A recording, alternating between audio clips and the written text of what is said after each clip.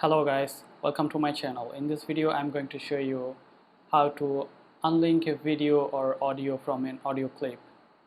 Sometimes it might happen that we only need the audio clip or only the video clip from a video. So let's start.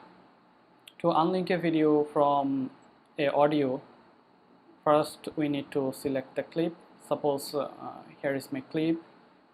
Now if I want to unlink the audio file from this video file, first I have to go to clip, and from here we can see the option unlink. We have to select it.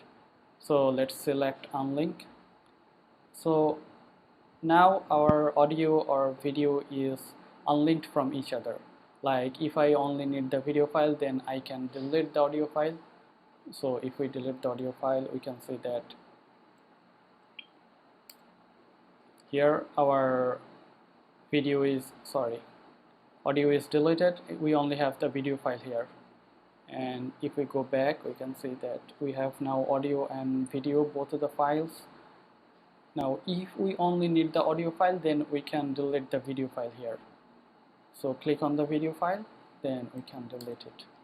See, the video is gone and only the audio is here. So this is how we can unlink a video from a audio, and according to our necessity we can keep the video file or the audio file. So thank you for watching this video.